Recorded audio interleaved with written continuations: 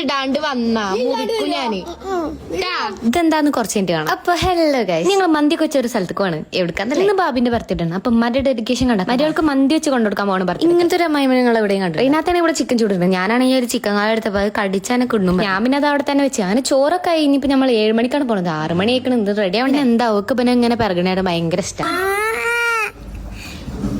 അങ്ങനെ അതൊക്കെ കഴിഞ്ഞ് പിന്നെ നമ്മൾ പോവാൻ വേണ്ടി റെഡിയായി. അപ്പൊ നമുക്ക് പോയിട്ട്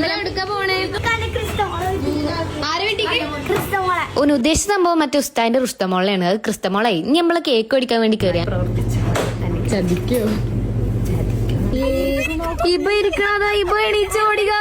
ഞങ്ങളെ കണ്ടേക്ക് എടുത്ത് ഓടിയാളെ കണ്ടോളി.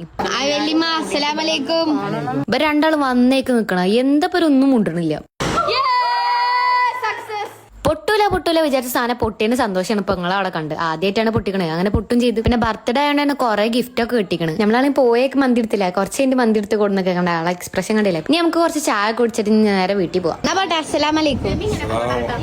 പിന്നെ നമ്മള് വേഗം വീട്ടിൽ വന്ന് മന്തിയൊക്കെ കഴിച്ച് ഇനി ഒന്ന് ഉറങ്ങണം. അപ്പൊ ഇത്രയുള്ളൂ.